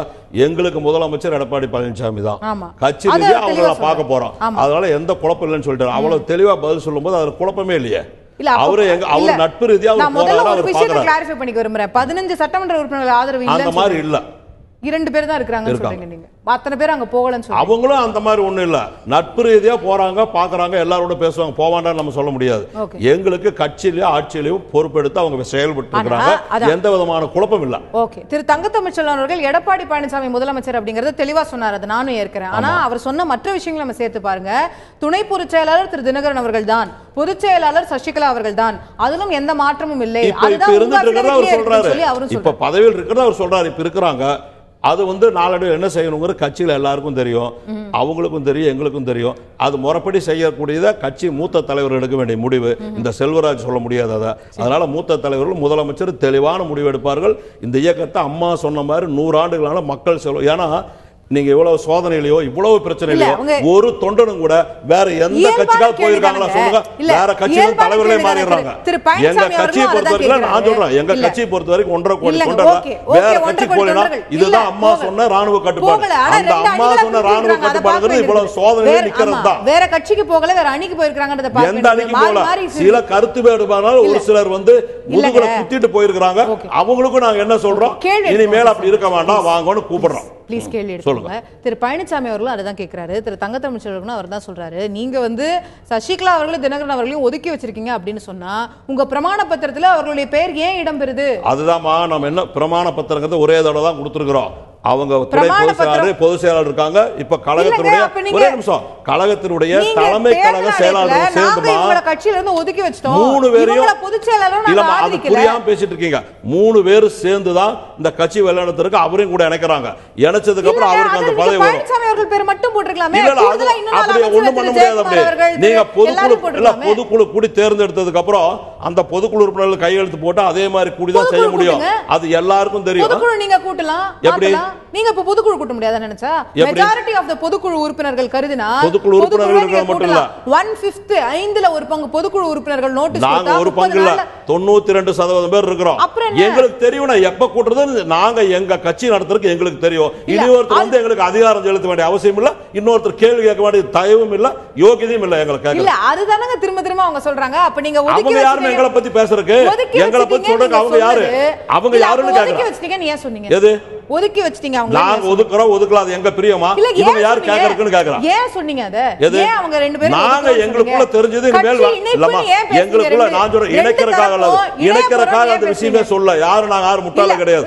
நாங்க என்ன தெரியுமா முடிவு இணைக்கிறதுக்கு குழு அமைச்சீங்களா இல்லையா? எது நாங்க குழு அவங்க அமைச்சாங்க இல்லையா? அவங்களும் அமைச்சாங்களா? ஏன் அமைச்சாங்க? இல்ல அதுதான் கேக்குறேன். எதுக்கு அமைச்சாங்க? அப்போ நீங்க அவங்க வேற யாரோன்னு சொல்றது அவங்க வேற இல்ல. அவங்க வந்து ஒரு அம்மாவால தேர்ந்தெடுக்கப்பட்ட ஒரு ஆட்சி ஒரு அம்மா அமைச்ச ஆட்சியை வந்து கலைச்சிட்டு எலெக்ஷன் வரும்னு சொல்றாங்க. பினாமி ஆட்சிங்கிறாங்கனாக்கா அவங்களுக்கு என்ன வெத்தலை சாம்பார் காட்டிட்டு இருப்பாங்களா? அப்போ நான் தவறான வார்த்தைகளை பயன்படுத்துறாரு அவர் அதிமுகவுக்கு வந்து துரோகம் பண்ணிட்டு இருக்காரு ஓபிஎஸ். ரைட். நான் திரு ரவீந்திரன் துரைசாமி அவர்கள்ட்ட கேட்க விரும்பக்கூடியது, அதிமுக தொடர்ந்து பேசப்பட்ட ஒரு விஷயம் ஒரு லீடர்ஷிப் கிரைசிஸ் இருக்குதா அப்படிங்கிறது. ஒரு திரு பழனிசாமி அவர்கள் தலைமையில அணி, திரு பன்னீர்செல்வம் அவர்கள் தலைமையில அணி, இதற்கிடையில பொதுச் செயலாளர் சசிகலா, துணை பொதுச் செயலாளர் தினகரன், பல்வேறு தலைமைகள், பல்வேறு இவங்களுடைய ஆதரவாளர் யாரு அவங்களுடைய ஆதரவாளர் யாருன்னு இப்படி வெவ்வேறு யூகங்கள் ஊடகங்கள்ல போய்கிட்டு பாக்குறோம். அப்போ இந்த தலைமைகள்ல இத ஒருங்கிணைக்கக்கூடிய ஒரு தலைமையா இருக்கக்கூடிய வாய்ப்பு இல்ல அடுத்த ஒரு ஸ்ட்ராங் லீடர்ஷிப் அப்படின்னு உருவாகக்கூடிய வாய்ப்பு இதுல எந்த தலைவருக்கு இருக்கிறதா நினைக்கிறீங்க? நிச்சயமா லீடர்ஷிப் கிரைசிஸ் இருக்கதான் செய்யுது. ஜெயலலிதா மாதிரிப்பட்ட மிகப்பெரிய ஆளுமை வந்து அந்த வெற்றியிடம் வந்து 3-4 பேர் தான் இருக்கிறாங்க. இந்த இதுல வந்து ரியல் ஃபைட் வந்து இன்னைக்கு யாரு இருக்குன்னா எடப்பாடி பழனிசாமிக்கும் ஓபிஎஸ்க்கு தான் இருக்குது. தினகரன் வந்து இன்னைக்குள்ள Edappadi is not at all an equal. ஒரு போட்டியாளரே இல்ல தினகரன். ஒரு போட்டியாளராக இல்லாததை வந்து யாரும் பெருசா கவலைப்பட மாட்டாங்க. இன்னும் சொல்ல போனா வெளியே பல விஷயம் அரசியல் பேசினாலும் கூட எடப்பாடி பழனிசாமிக்கு தன்னோட ரியல் போட்டியாளரான பன்னீர்செல்வத்தை கண்டெயின் பண்ணதுக்கு தினகரனும் தினகரனை சார்ந்தவர்களும் பயன்படுறாங்க. இவங்க எடப்பாடி வந்து துரோகி பன்னீர்செல்வத்து துரோகி என்று அவங்கள உள்ள எடுக்கக்கூடாதுன்னு சொல்றவங்க வந்து இன் அதர்வைஸ் வந்து எடப்பாடி பழனிசாமிக்கு அது லாபமா இருக்குது. இப்போ அவர் வந்து 100 நாள் ஆட்சியை முடிச்சுட்டு எடப்பாடி பழனிசாமியின் 100 நாள் ஆட்சின்னு தான் சாதனையை கொண்டாடினாரு. எல்லா பத்திரிகைகளையும் எல்லா ஊடகங்கள்லையும் மிகப்பெரிய அளவில் விளம்பரம் கொடுத்தாரு. மேட்டூர் அணையை தூர் வாங்கி அந்த பணியை செய்யறாரு. அடுத்தபடியா வந்து தென்னை மரத்துல இருந்து நீரா இது பண்ணதுக்கு ஜெயலலிதாவே பண்ணாத ஒரு திட்டத்தை பண்றாரு. வண்டல் மண்ணு எடுத்து இது பண்ணலாங்கிற பண்றாரு. இந்த மாதிரிப்பட்ட விவசாயியாட்டு சில செயல்படுறாருன்னு திமுகவோட எம்பியான KP ராமலிங்கமே பாராட்டியிருக்காரு. இன்னும் திமுகவை சேர்ந்தவர் கூட ஒரு சிலர் அவர்கிட்ட சேரக்கூடிய அளவுக்கு இருக்குது. ஆக எடப்பாடி பழனிசாமி அரசியல் காய் நகர்த்தல்ல பன்னீர்செல்வத்தை விட கிளவரா அவர் வந்து கிளியர் கட்டா இந்த ஸ்ட்ராங் லீடர்ஷிப் இல்லன்னு சொல்ற இடத்தை வந்து அவர் அந்த மாதிரி உருவாகிறதுக்கு வாய்ப்பு இருக்கு. ஸ்ட்ராங் லீடர்ஷிப்னா ஜெயலலிதா க்ரௌட் பில்லர். இதுல யாருமே க்ரௌட் பில்லர் கிடையாது. நீங்க வந்து பொண்ணு சொல்லுவாங்க இல்லையா, ஏதோ இருந்த இடத்துல ஏதோ வச்சு பாக்குறேன்னு சொல்லுவாங்களா, அந்த மாதிரி தான் பார்க்க முடியுமே தவிர இருக்கிறதுல வந்து பன்னீர்செல்வம் மக்கள் ஆதரவு பெற்றவராக இருந்தார். அவரோட ஸ்ட்ராட்டஜிக்கல் பிளண்டர் வந்து சசிகலா ப்ரப்போஸ் பண்ணி சசிகலா கிட்ட ரிசைன் பண்ணி ஜெயலலிதா மாதிரி சசிகலான்னு விளம்பரம் கொடுத்துக்கிட்டு அப்புறம் அரசியல் சூழ்நிலையால சசிகலா எதிர்த்தாலும் கூட இன்னைக்கு அவர் மேல ஒரு சிம்பதி இருக்குது. ஆனா எடப்பாடி பழனிசாமி தன காய் நகரத்தில் அரசியல் சதுரங்கத்தில் சாதுரியமாக தினகரனை பயன்படுத்தி ஓபிஎஸ் கண்டெயின் பண்றாரு. ஓபிஎஸ் வந்து தினகரனுக்கும் அவர் சார்ந்தவர்களுக்கு எதிரான பிரச்சாரத்தையும் தனக்கு சாதகமா பார்க்கிறாரு. ஆக்சுவலா அவருக்கு போட்டியாளர் சொன்னால் அந்த இணைப்பின் மூலமாக பன்னீர்செல்வம் அவருக்கு போட்டியாளராக வர முடியுமே தவிர தினகரன் நெகட்டிவ் இமேஜ் உள்ள தினகரனும் ஒரு சில எம்எல்ஏக்கள் ஆதரவு உள்ள தினகரனும் அவருக்கு போட்டியாளராக வர முடியாது. இப்போ திரு தினகரன் அவர்கள் வந்து ஒரு லீடரா ஒரு போட்டியாளரா எமர்ஜ் ஆகிறதுக்கான வாய்ப்பு இல்லைன்னு கருதுறீங்க. ஆனா திரு பன்னீர்செல்வம் அவர்கள் அச்சப்படுவது போல இந்த குடும்ப ஆட்சி குடும்ப ஆதிக்கம் அப்படிங்கிறது மறைமுகமா தொடர்றதுக்கான வாய்ப்பு இருக்கு நீங்க கருதுறீங்களா? அவருடைய அச்சம் நியாயமான இல்ல? அவரோட பொலிட்டிக்கல் அஜெண்டா அதுதான். நீங்க வந்து அவர் வந்து ஒரு லீடராட் ஆனதே அந்த சசிகலாவால தன்னோட முதலமைச்சர் பதவி பாதிக்கப்பட்டதுங்கிற சிம்பையில தான் அவர் லீடர் ஆனார். அதுக்கு முன்னாடி வந்து சசிகலாவுக்கு விளம்பரம் போட்ட நிலைமை தான் இருந்தார். இன்னும் சொல்ல போனால் இவர் ஓபிஎஸ் அந்த இமேஜ் கிடைக்க முன்னாடி திருமதி தீபா ஜெயக்குமாருக்கு தான் அந்த இமேஜ் கிடைச்சிருந்து, ஓபிஎஸ்க்கு அந்த இமேஜ் தான் வருது. மீண்டும் அந்த இமேஜை தக்க வைத்துக் கொள்வதற்கும் தொண்டர்கள் மத்தியில் வந்து சசிகலா குடும்பத்தின் மேல் உள்ள எதிர்ப்பை முன்னிலைப்படுத்தி தங்கள் கட்சியை வந்து பலப்படுத்துவதற்காக அவங்க அதைத்தான் வந்து தங்களோட இஷ்யூவாட்டு சொல்ல முடியும். அதைத்தான் பன்னீர்செல்வம் சொல்லிக் கொண்டிருக்கிறார். இவரை பொறுத்தவரை, எடப்பாடியை பொறுத்தவரை there is no other alternative to எடப்பாடிங்கிற லெவல்ல இருக்கார். எய்தர் எடப்பாடி ஆர் எலெக்ஷன்ங்கிற ஒரு வெரி கம்ஃபர்டபிள் பொசிஷன்ல தான் எடப்பாடி இருக்கார். Okay, right. எய்தர் எடப்பாடி ஒரு எலெக்ஷன் அப்படிங்கிற நிலை இருக்குன்னு சொல்றீங்க. திரு பழனிசாமி அவர்கள்ட்ட நான் கேட்க விரும்பக்கூடியது, திரு பன்னீர்செல்வம் அவர்கள் நேற்றுக்கு பேசும்போது, உங்களுடைய கூட்டத்தில் பேசும்போது சொல்றாரு, இணைவோம் என்ற ஒரு பொய்யை மெய்யாக்கி பேசி வருகிறார்கள் அப்படிங்கிறாரு. இணைஞ்சிருவோன்ற ஒரு தவறான தகவல்களை தொண்டர்களிடம் விதைத்து வருகிறார்கள் அப்படிங்கிறாரு. அப்பனா இந்த இணைப்பு அப்படிங்கிற பேச்செல்லாம் முடிஞ்சிருச்சு இதோட அப்படின்னு எடுத்துக்கலாமா? அதாவது மக்கள் ஆதரவு அப்படிங்கிறது வந்து நேற்று கூட நாங்கள் நாகப்பட்டினத்தில் கூட்டம் நடத்தினோம். அதில் வந்து மிகப்பெரிய ஒரு வரலாறு காணாத ஒரு கூட்டம். இன்னைக்கு வந்து ஒரு திரு ரவீந்திரன் துரைசாமி அவர்கள் சொன்னது மாதிரி அண்ணா திராவிட முன்னேற்ற கழகத்தில் கிரௌடு புல்லர், யாருக்கு கிரௌடு வருது அப்படிங்கிறது. நாங்கள் இதுவரைக்கும் நடத்தின எல்லா இடங்களிலுமே ஒரு அளப்பரிய ஒரு தொண்டர்களோட கூட்டம் வந்து எங்களுக்கு சேர்ந்திருக்குது. இன்றைக்கு நாங்கள் குறை சொல்வது அண்ணா திராவிட முன்னேற்ற கழக தொண்டர்களை பொறுத்த வரைக்கும், இந்த கட்சியை ஆதரிக்கிற மக்களை பொறுத்த வரைக்கும் சசிகலா அவர்களுடைய சிலர் ஆதரிக்கிறார்கள், பெரும்பாலானவர்கள் எதிர்க்கிறார்கள். ஆனால் நாங்கள் இன்றைக்கு வருத்தப்படுவது அமைதிப்படையில் வருகிற அமாவாசை அரசியல் இன்றைக்கு சிலர் செய்து கொண்டிருக்கிறார்கள். ஒரு 20 அமைச்சர்கள் வெளியே வந்து இந்த குடும்பத்தை ஒதுக்கி விட்டோம் என்று சொன்னார்கள். அவர்களது நிலைப்பாடு இன்றைக்கு என்ன? அவர்கள் இன்றைக்கு மக்கள் மத்தியிலே இன்னைக்கு வந்து அவங்க வந்து எக்ஸ்போஸ் ஆகிறாங்க. அதாவது அவர்களுடைய நிலைப்பாடுங்கிறது தங்களது பதவியை தற்காத்துக் கொள்வதாக மட்டுமே ஒரு கொள்கை சார்ந்ததாகவோ இல்ல. இப்ப எங்களுக்கு வந்து நாங்க எந்த இணைப்பு உண்டா இல்லையா? இணைப்புங்கிற பேச்சு இணைப்பு என்பது இணைப்பு என்ற ஒரு பொய்யை மெய்யாக்கி கொண்டிருக்கிறார்கள் திரு பன்னீர்செல்வம் அவர்கள் சொல்றாரு. அப்ப இணைப்புன்றது முடிஞ்சிருச்சு, அவ்வளவுதான், ஃபினிஷ்ட் கேஸ். எங்களோட வந்து சேருகிற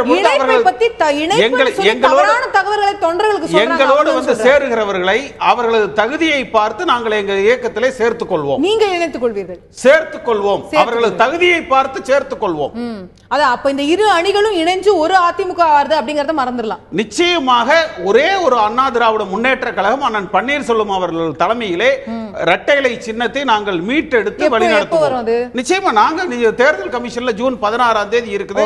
திருமதி சசிகலா அவர்கள் அந்த குழு போட்டது, அந்த பேச்சுவார்த்தை, அது எதுவுமே நடைபெற போறதில்லை. இவர்களது நாடகத்தை நாங்கள் உண்மை என்று நம்பினோம். அதான், அப்ப இனிமே இல்லன்னு ஏத்துக்கலாமா? அவ்வளவுதான் நான் கேக்குறேன். ரெண்டு பக்கமும் குழு போட்டது, அது இனிமே பிரயோஜனம் இல்ல. இதுல வந்து எக்ஸ்போஸ் ஆகிறது திரு தினகரன் அவர்களையும் அந்த குடும்பத்தையும் நீக்கி விட்டோம் அப்படின்னு சொன்ன அந்த 20 அமைச்சர்கள் இணைப்பு முடிஞ்சிச்சாங்க. அதை மட்டும் நான் தெளிவுபடுத்துறேன். இந்த குழு நீங்க போட்டீங்க, அவங்களும் குழு போட்டாங்க. இணைப்புங்கிறது எல்லா தொண்டர்களும் எங்களை நோக்கி வந்து கொண்டிருக்கிறார்கள். இல்ல, அத நீங்க சொல்றது தேர்தல் ஆணையத்தின் மூலமா தீர்ப்பு வரும், அதன் மூலமா நாங்க வந்து கட்சி ஒருங்கிணைன்னு சொல்றீங்க. அப்போ ரெண்டு பேரும் பேச்சுவார்த்தை நடத்தி இணையறதுங்கிறதுக்கு வாய்ப்பே இல்ல, தேவையே இல்லாம போச்சு. நாங்க 5 இடத்துல கூட்டம் நடத்துகிற பொழுது காஞ்சிபுரத்தில் இருந்த கூட்டத்தை விட அடுத்து சேலத்துல வந்து மிகப்பெரிய கூட்டம், சேலத்தை விட திண்டுக்கல்ல அளப்பெரிய கூட்டம், அதை தாண்டி விழுப்புரத்துல, அதை தாண்டி நாகப்பட்டினத்துல. அப்ப எங்களுக்கு வந்து அந்த தொண்டர்கள் தானாக அத்தனை பேரும் எங்களை தேடி வந்து விட்டார்கள். இன்னைக்கு அங்க இருக்கிறவங்க அப்படிங்கிறது வந்து ஒரு குறிப்பிட்ட ஒரு 2-3% சசிகலா அந்த குடும்பத்தை சார்ந்தவர்கள். திரு பழனிசாமி அவர்களிடத்தில் சில சட்டமன்ற உறுப்பினர்கள் இருக்கலாம்.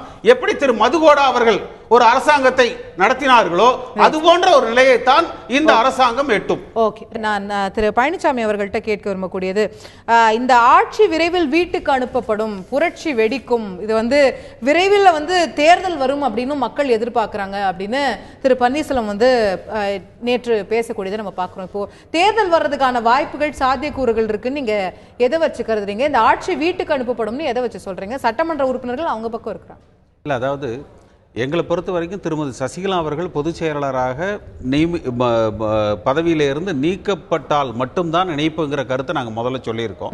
20 அமைச்சர்கள் கூடி நாங்கள் அவங்கள வந்து நீக்கிட்டோம், ஒதுங்கிட்டாங்க அப்படின்னு சொல்லி பகிரங்கமாக அறிவித்தார்கள்.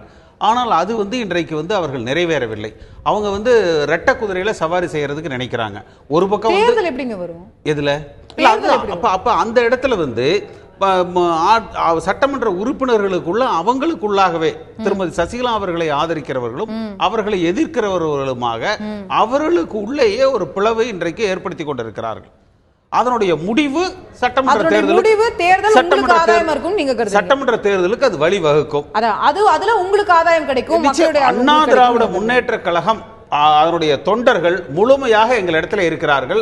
சவாலுக்கு சொல்கிறேன், திரு எடப்பாடி பழனிசாமி அவர்களோ அல்லது அந்த அமைச்சரவையில இருக்கிறவர்களோ எங்க வேணாலும் போய் தமிழ்நாட்டில் ஒரு கூட்டத்தை போட்டு நாங்க கூட்டினதுல ஒரு 10% கூட்டத்தை அவங்களுக்கு வரவழைக்க சொல்லுங்க. அப்போ இந்த ஆட்சி கவிழணும் அப்படிங்கறத திரு பன்னீர்செல்வம் அவர்களுடைய விருப்பம். நாங்கள் விரும்பவில்லை. நாங்களா 20 அமைச்சர்களை ஆட்சி கவிழ்ந்தாதான் தேர்தல் வரும். தேர்தல் வந்தாதான் நீங்க சொல்ற மாதிரி நீங்க மக்கள் ஆதரவை பெற முடியும். அதாவது நாங்களா 20 அமைச்சர்களை கூட்டி நீங்க உங்க வீட்டுல இப்படி கூட்டத்தை போட்டு சொல்லுங்கன்னு சொன்னோம். அவர்களாக சொன்னார்கள். ஏன் சொன்னாங்க?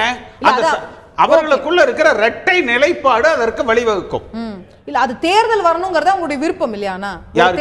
தேர்தல் வரணும், தேர்தல் மூலமா தான் நம்மளுடைய எங்களுடைய கோரிக்கை ஒண்ணுதான். அண்ணா திராவிட முன்னேற்ற கழகத்திற்கு பொதுச் செயலாளருக்கு தேர்தல் நடத்தப்பட வேண்டும். அந்த ஒரு தேர்தல் நடந்தால் இது இவ்வளவு அனைத்து கேள்விகளுக்கும் விடை கிடைத்துவிடும். இப்போ இதுல அப்ப அதிமுகவுடைய பொதுச் செயலாளர் யாருங்கிறது தான் கேள்வி, முதலமைச்சர் யாருங்கிறது கேள்வி இல்ல. பொதுச் செயலாளருக்கு கட்டுப்பட்டவர் தானே முதலமைச்சர். பொதுச் செயலாளருக்கு அவர்கள் சொல்லும் போது சொல்றாரு, கட்சியிலும் ஆட்சியிலும் திரு ஓபிஎஸ் அவர்களுடைய தலைமை வந்தாதான் நாங்க இணைவோம். இல்ல கட்சிக்கு ஒரு கட்சியில ஒரு பொதுச் செயலாளராக திருமதி சசிகலா அவர்களை விலக்கிவிட்டு தேர்தல் அறிவிக்கிற பொழுது நிச்சயமாக எங்கள் சார்பாக பன்னீர்செல்வம் அவர்கள் பொதுச் செயலாளருக்கு போட்டியிடுவார்கள். பிறகு முதலமைச்சராகவும் அவர் பொதுச் செயலாளராக அவர் வெற்றி பெறுவார்கள். முதலமைச்சர் பதவி என்பது அண்ணா திராவிட முன்னேற்ற கழகத்தை பொறுத்த வரைக்கும் பொதுச் செயலாளர் என்பது அடிப்படை உறுப்பினர்கள் தேர்ந்தெடுக்கப்பட வேண்டும். முதலமைச்சர் என்பது சட்டமன்ற உறுப்பினர்களாலே தேர்ந்தெடுக்கப்பட வேண்டும். நிச்சயமாக அத்தனை அண்ணா திராவிட முன்னேற்ற கழக சட்டமன்ற உறுப்பினர்களும் இரட்டையிலே வென்றவர்கள். அண்ணா திராவிட முன்னேற்ற கழக பொதுச் செயலாளருக்கு கட்டுப்பட்டவர்கள். ஆனால் ஓபிஎஸ் அவர்கள் பொதுச் செயலாளர் ஆகிற பொழுது அத்தனை சட்டமன்ற உறுப்பினர்களும் அவரை முதலமைச்சராக ஏற்றுக்கொள்வார்கள். இல்ல இது பொதுச் செயலாளர் தேர்தல் நடந்து அதுல திரு பன்னீர்செல்வம் அவர்கள் வென்று அதற்கு பிறகு ரொம்ப தூரமா யோசிக்கிறோம். அத்தைக்கு மீச முளைச்சாலும் முளைக்க முடியும். பன்னீர்செல்வம் இந்த கட்சிக்கு பொதுச் செயலாளர் வாழ்நாள் சொல்லுங்க, தேர்தல் நடத்த சொல்லுங்க. நாங்க நடத்துவோம். கட்சியில இல்லாதவங்க கட்சி பத்தி ஏன் பேசணும்? நீங்க பட்டியல உட்கார வேண்டாங்கிற இளைய ஓட்டைங்க மாதிரி சொல்லிட்டு இருக்காங்க. நான் சொல்றேன், அவர் ஏதோ பெரிய உத்தமர் மாதிரி பேசிட்டு இருக்காரு. அவங்க சொந்த தம்பி கோயில் பூசாரி கொண்ட முதல் குற்றவாளியா இருக்காரு. அதை நாங்க சொன்னோமா? இல்ல அம்மாவுக்கு அம்மாவால தேர்ந்தெடுக்கப்பட்ட இந்த ஆட்சி திமுகவோட சேர்ந்து சட்டமன்றத்தில் இந்த ஆட்சி கவிழறதுக்காக ஓட்டு போட்டாங்களோ அதையும் நாங்க சொல்லியிருக்கிறோமா?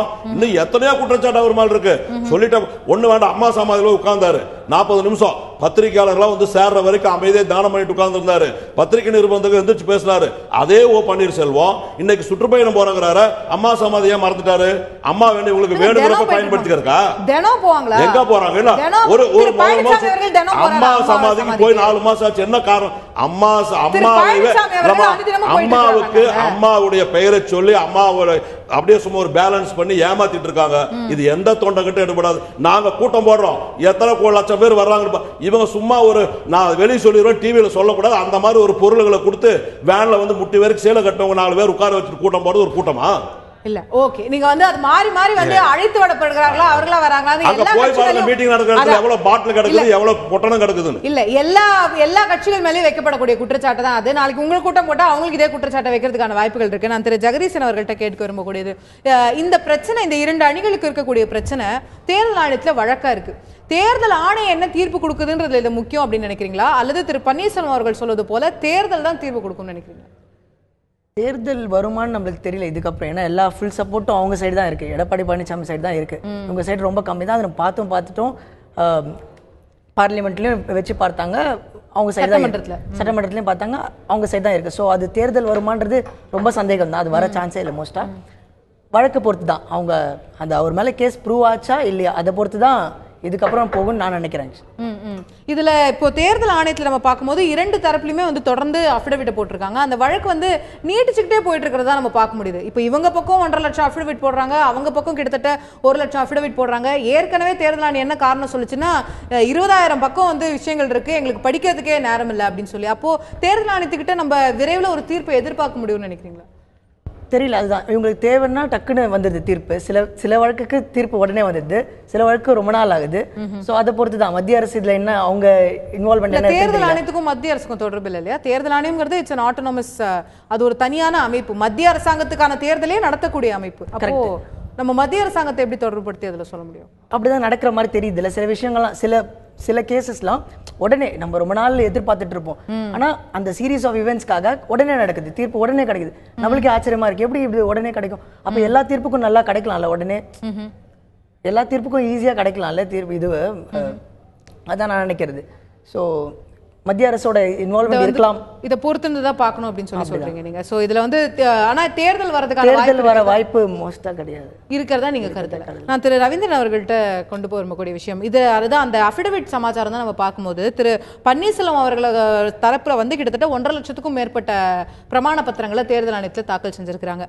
திரு பழனிசாமி அவர்களுடைய தரப்புல 85,000 பிரமாண பத்திரங்கள், ஆனா இது 6 மாவட்டம் மட்டும்தான் அப்படின்னு சொல்லி அவங்க ஒரு கணக்கு சொல்லியிருக்காங்க. அப்போ இதெல்லாம் ஸ்க்ரூட்டனைஸ் பண்ணி தேர்தல் ஆணையம் விரைவில் ஒரு முடிவு கொடுத்துரும் அப்படின்னு. அதாவது ஏற்கனவே வந்து ஆர்கே நகர் எலெக்ஷனோட வந்து எந்த அணிக்கும் வந்து ரெட்டையிலை கொடுக்க முடியாதுன்னு சொல்ல காரணமே வந்து பன்னீர்செல்வம் அணி 16,000 பக்கம் போட்டிருக்காங்க, இவங்க சசிகலா அணி வந்து 4,000 பக்கம் போட்டிருக்காங்க. இந்த 20,000 பக்கத்தையும் படிச்சு எங்களால உடனே சொல்ல முடியாதுங்கிற காரணத்தை தான் எலெக்ஷன் கமிஷன் சொல்லிச்சு. 20,000ங்கிறது இன்னைக்கு 2 லட்சம் ஆயிடுச்சு. இந்த 2 லட்சம் போது வந்து நிறைய வந்து ஒரு நபரே 2 சைடும் கொடுக்க வாய்ப்பு இருக்குது. ஸோ ஏற்கனவே ஆர்கே நகர்ல சொன்ன ஒரு பொசிஷன் தான் வந்து அதிமுக பொறுத்தளவில் இன்னைக்கு வந்து அமைந்து விட்டது என்று தான் நான் நினைக்கிறேன். அந்த கட்சி பிளவுங்கிறது வந்து தேர்தல் ஆணையத்தால் வந்து முழுமைப்படுத்தப்படவில்லை, முழுமைப்படுத்துவதை நோக்கி போய் கொண்டிருக்கிறது தான் தெரியுது. ஏன்னா இவ்வளவுத்தையும் படிச்சு இந்த பிரச்சனை முடியக்கூடிய வாய்ப்பே இல்லை. அது மட்டுமல்ல, இந்த பிரச்சனை எப்போ முடியும், எப்போ உள்ளாட்சி தேர்தல் நடத்தலாங்கிற மாதிரி ஆளுங்கட்சியும் எதிர்பார்த்து கொண்டிருக்கிறது. அதுவும் வந்து உள்ளாட்சி தேர்தலும் வந்து இந்த பிரச்சனையும் தொடர்புபடுத்தி தள்ளி போய் கொண்டே உள்ளாட்சி தேர்தலே இரட்டை இலட்சணம் இல்லன்னு நீங்க நிச்சயமா உள்ளாட்சி தேர்தல் இரட்டை இலட்சணம் இல்ல இல்ல. அப்ப வேற சின்னங்கள்ல தான் வேற சின்னமா தான் இருக்கும். அப்ப தெரியும் யாருக்கு என்ன பலம் என்னன்னு தெரியும். அப்ப வந்து மக்கள் மத்தியில யாரை முன்னிறுத்தி போனா அவங்க வந்து ஓபிஎஸ் முன்னிறுத்தி தான் அந்த அணி போகும். ஓபிஎஸ்க்கு இன்னைக்கு க்ரௌட் புல்லிங் கெப்பாசிட்டி இருக்குது, நான் அதை மறைச்சு பேச விரும்பல, அது உண்மை. ஆனா எடப்பாடிக்கு வந்து பவர் இருக்குது, அவர் வந்து அட்மினிஸ்ட்ரேஷன்ல சில விஷயங்களை பண்ணிட்டு இருக்கிறாரு, அவருக்கு நெகட்டிவ் இல்லை எடப்பாடிக்கு.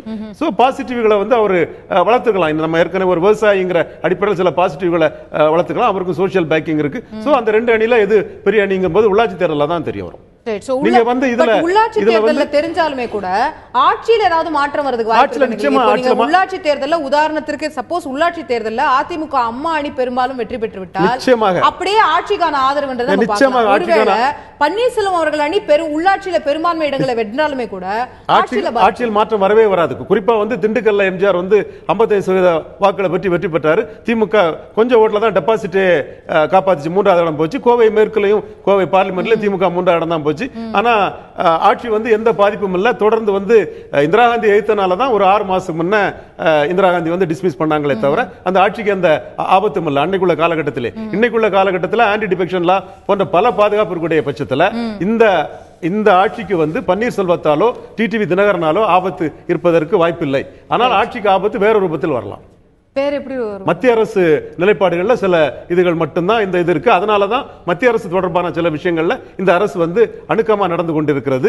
நீங்க வந்து கவர்னர் என்றாலும் சரி, வெங்கையா நாயுடு என்றாலும் சரி, உரிய மரியாதை கொடுத்து மத்திய அரசின் சாதனைகள் கூட பிரச்சாரம் பண்ணக்கூடிய அளவுக்கு எடப்பாடி பழனிசாமி செயல்படுகிறார். மத்திய அரசோட ஒரு நல்ல உறவை அவர்கள் மத்திய அரசாங்கம் நினைச்சாலுமே கூட 122 எம்எல்ஏக்கள் கொண்ட பெரும்பான்மை கொண்ட அரசு வந்து அவங்க என்ன பண்ணிட முடியும்? நிச்சயமா அதோட ஆட்சி கவிழ்ப்புங்கிறது வந்து பொம்மை கேஸ் மிகவும் கடினமான ஒரு விஷயம் தான். என்றாலும் கூட வந்து மத்திய அரசு முழு பவரோட இருக்கனால அவர்களால் தான் ஏதாவது முடியும் என்ற அடிப்படையில் அவர்களை அனுசரித்து தான் இந்த அரசு போயிட்டு.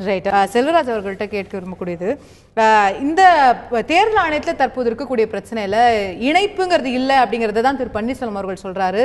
நீங்களும் அதை தான் கிட்டத்தட்ட ஏற்கிறீங்க. அப்படின்னும் போது தேர்தல் ஆணையத்தில் முடிவு வந்தாகணும். தேர்தல் ஆணையத்தில் ரெட்டையில யாருக்குன்னு சொல்லணும், தேர்தல் ஆணையத்தில் பொதுச் செயலாளர் நியமனம் செல்லுமா இல்லையான்னு சொல்லணும்.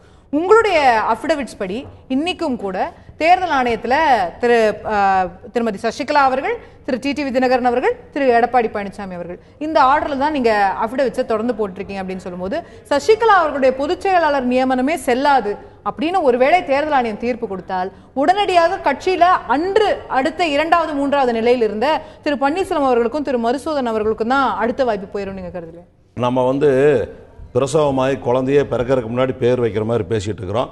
கட்சியில 122 இல்லமா ஒரு நிமிஷம், அந்த தீர்ப்பு எப்படி சொல்லுவாங்கன்னா அடிப்படையில் யாருக்கு 122 எம்எல்ஏவோட ஆட்சி நடத்திட்டு இருக்கிறோம். 38 எம்பி இருக்காங்க, 385 ஒன்றிய செயலாளர், 370 பேர் எங்க கூட இருக்காங்க, 127 நகர செயலாளர்கள் 120 பேர் இருக்காங்க. திரு பன்னீர்செல்வம் அவர்கள் அணியில 1,60,000 அது நிர்வாகிகளோ யாரும் கிடையாதுமா.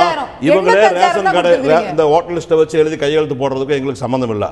நாங்க வாங்குறது நிர்வாகிகிட்ட வாங்கிட்டு இருக்கிறோம். முறையா எல்லா மாவட்டத்தை இன்னும் எங்களுக்கு 37 மாவட்டத்துடைய பட்டியலை கொண்டே கொடுக்காம வச்சிருக்கோம். போயிட்டு இருக்கு ஒவ்வொரு நாளும் அந்த மாவட்ட செயலாளர்களை அனுப்பிட்டு இருக்காங்க. அதனால எங்களுக்கு தெரியும் என்ன செய்யணுங்கிறது. இந்த கட்சியுடைய ஆட்சி யாருக்கிட்ட இருக்கு, எம்எல்ஏ யாருக்கிட்ட இருக்காங்க, நிர்வாகி யாருக்கிட்ட இருக்காங்க, எல்லாம் பார்த்து தான் கொடுப்பாங்க. அதனால தெளிவா இருக்கிறாங்க. 17ஆம் தேதிக்கு அப்புறம் ரெட்டைலேஷனும் கட்சியுடைய பெயரை பயன்படுத்துறதுக்கு எங்களுக்கு தான் கொடுக்க போறாங்க. நாங்க தான் கவர்மெண்ட் நடத்திட்டு இருக்கோம். ஒழுங்கா நடக்க போகுது. கட்சி நல்லா நடத்த போறாரு. முதலமைச்சர் சிறப்பாக செயல்பட்டு இருக்காரு.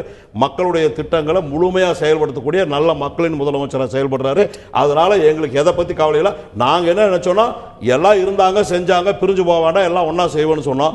இவங்க சும்மா டெய்லி ஏதாவது ஒன்று சொல்லிட்டு இருந்தாக்கா அதுக்கெல்லாம் ஒண்ணும் பண்ண முடியாது. உள்ளபூர்வமா சேரணும்னு எண்ணம் இருந்தாலும் சேர முடியும் இல்லையா. சுயநலத்துக்காக செயல்படுகிறவங்களை சேர்த்த முடியாது. தூங்குறவங்களை எழுப்பலாம், தூங்குற மாதிரி நடிக்கிறவங்கள உதச்சாலும் கூட இருக்க முடியாது. சரி, பழனிசாமி அவர்கள்ட்ட கேட்க நினைக்கிறது, இதுல பொதுச் செயலாளர் நியமனம் செல்லுமா செல்லாதா அப்படிங்கிறது ரொம்ப முக்கியத்துவம் பெற்றக்கூடிய விஷயமா இருக்குது. இரட்டை இலை சின்னம் யாருக்குங்கிறத தாண்டி, ஏன்னா அதுல தீர்ப்பு கிடைச்சிருச்சுன்னா கிட்டத்தட்ட இந்த விஷயமும் சால்வ் ஆயிரும் அப்படிங்கறத பார்க்க முடியுது.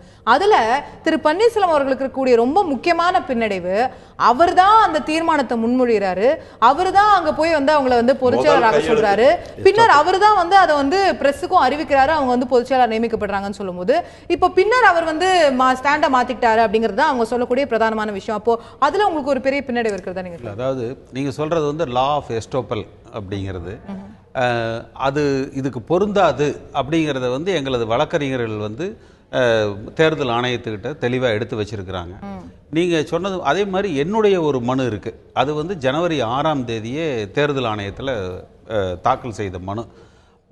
அதாவது justice delayed is justice denied அப்படிங்கிற மாதிரி நிச்சயமாக தேர்தல் ஆணையம் அந்த திருமதி சசிகலா அவர்களது நியமனம் செல்லுமா செல்லாதா, கிட்டத்தட்ட செல்லாது என்பதை தெளிவுபடுத்தி விட்டார்கள். தேர்தல் ஆணையத்துடைய வெப்சைட்ல அண்ணா திராவிட முன்னேற்ற கழகத்தின் பொதுச் செயலாளர்ங்கிற இடத்துல வேக்கன்ட்னு தான் போட்டிருக்காங்க. என்ன டிஸ்பியூட் பண்ணிருக்கீங்க நீங்க? இல்ல டிஸ்பியூட் இல்ல, டிஸ்பியூட்னா அது டிஸ்பியூட்னு போடுவாங்க. இல்ல அதாவது அது வேக்கன்ட்னு போட்டிருக்காங்க. அப்ப தேர்தல் ஆணையம் வருகிற 16ஆம் தேதி ஜூன் அவங்க அப்படி நினைச்சிருந்தாங்கன்னா தீர்ப்பை நான் முடிச்சேன். அதான் வருகிற ஜனவரி 16ஆம் தேதி அன்னைக்கு திருமதி சசிகலா அவர்களின் நியமனம் செல்லாது என்ற ஒரு அறிவிப்பை அவர்கள் அதிகாரப்பூர்வமாக வெளியிட்டால் இந்த ஒரு அரசியல் ஸ்திரத்தன்மை இல்லாத இந்த நிலை, அரசாங்கத்துக்கு இருக்கிற கெட்ட பேரு, இந்த இயக்கத்துக்கு ஒரு பொதுச் செயலாளர் இல்லாத நிலை, இது எல்லாவற்றுக்குமே ஒரு முற்றுப்புள்ளி கிடைக்கும். ரைட். சோ அந்த தீர்ப்பு தான் ஒரு மிகப்பெரிய அந்த தீர்ப்பு. ஏன்னா அவர் திரு செல்வராஜ் சொல்றது பக்கம் பக்கமா தாக்கல் பண்ணினது இதெல்லாம் அந்த செக்ஷன் 15ல சிம்பிள் ஆக்ட்ல போறது. அது வேற கேஸ், இது வேற கேஸ். சப்போஸ் பொதுச் செயலாளர் தேர்தல் நடத்தி அந்த தேர்தலுக்கு பின்னால் இந்த அணியில பிளவுதான், நாங்க இந்த தேர்தலில் தேர்ந்தெடுக்கப்பட்ட பொதுச் செயலாளர் ஏத்துக்கல அப்படிங்கிற பொழுது இன்னொரு ரைவல்ரி கிளைம்ஸ் வரும் பொழுதுதான் அந்த இது பொருந்தும். சோ இதுல பொதுச் செயலாளர் தேர்வு செல்லுமா செல்லாதாங்கிறதுல தான் ரொம்ப நிச்சயமா தேர்தல் ஆணையம் இதை காலதாமதப்படுத்தாமல் தெளிவுபடுத்த வேண்டும். ஓகே, அது எப்போ வரப்போது? நீங்க சொல்ற மாதிரி அந்த 8 வார அவகாசம்ங்கிறது ஜூன் 15, 16ஆம் தேதி வாக்குகள் முடியுது. அதுக்கு பிறகு தேர்தல் ஆணையம் என்ன சொல்லுதுங்கிறத பார்க்கணும். திரு ஜெகதீசன், உங்களுடைய இறுதியான பார்வை இந்த விவகாரம் தொடரும். இதுல என்ன சொல்ல வரேன்னா, இவங்க சொன்ன மாதிரி தான் இப்போ இந்த 2 கேஸ் இருக்குது. ஒன்று தினகரன் மேலே ஒரு வழக்கு, இன்னொன்று பொதுச் செயலாளர் யாருன்ற மாதிரி இருக்குது.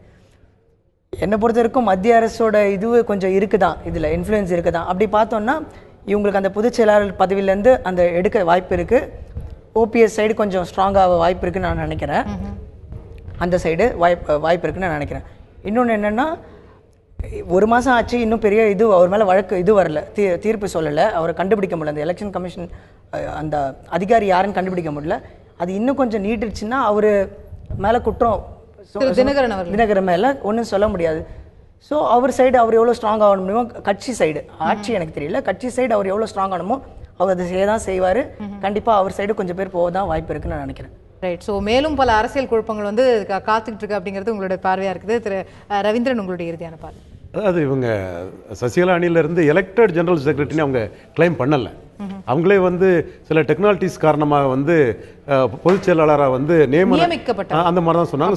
ஸோ எலெக்ஷன் கமிஷன் அதையும் கருத்தில் எடுத்தான் செய்யும். இல்லை 2 விஷயம். ஒன்று வந்து ஏடிஎம்கே ஜெனரல் செக்ரட்டரிங்கிறது வந்து ஒரு கட்சி வந்து கண்டினியூவாக தான் எலெக்ஷன் கமிஷன் விரும்பும். எந்த கட்சியுமே வந்து அழிஞ்சு போது எலெக்ஷன் கமிஷன் விரும்பலை. அதனால தான் வந்து போதுமான வாக்கெடுக்காத கட்சிகளை கூட 6 வருஷம் டைம் கொடுத்து இது பண்ணுறாங்க. அதில் எந்த கட்சிகள்லாம் இன்னைக்கு தமிழ்நாட்டில் அங்கீகாரத்தோடு இருக்கிறத எலெக்ஷன் கமிஷன் தான் சொல்லணும். ஸோ இவங்களுக்கு வந்து நீங்கள் முறைப்படி ஒரு பொதுச் செயலாளரை தேர்ந்தெடுங்க, உங்களை கான்ஸ்டியூஷன் படி எடுங்கிற ஒரு அறிவுரையை தேர்தல் ஆணையம் கொடுக்கலாம்.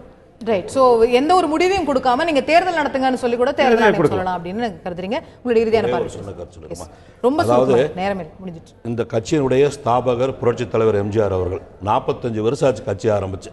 புரட்சித் தலைவர் அம்மா அவர்களும் இந்த கட்சியினுடைய 28 வருஷம் பொதுச் செயலாளர் இருந்திருக்காங்க.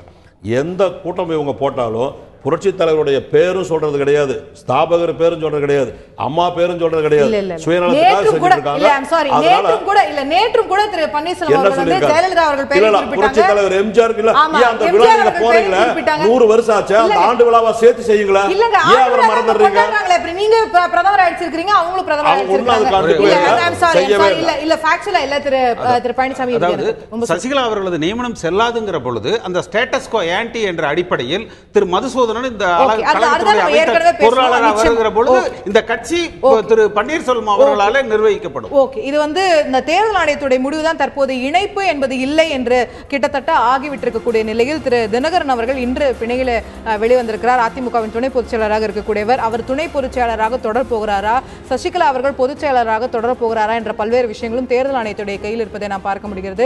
தேர்தல் ஆணையம் தீர்ப்பு எப்போது வழங்கும் என்பதுதான் இதில் மிகப்பெரிய ஒரு அடுத்த கட்டமான ஒரு மாற்றத்தை ஏற்படுத்தக்கூடிய விஷயமாக இருக்குமா என்பதுதான் அனைவருடைய எதிர்பார்ப்பாகவும் இருக்கிறது. காத்திருப்போம் நேயர்களே. நிகழ்ச்சியில் கலந்து கொண்டு கருத்துக்களை தெரிவித்த அனைத்து விருந்தினர்களுக்கும் நன்றி, பார்த்த உங்களுக்கும் நன்றி. தொடர்ந்து இணைந்திருங்கள் நந்தி தொலைக்காட்சி.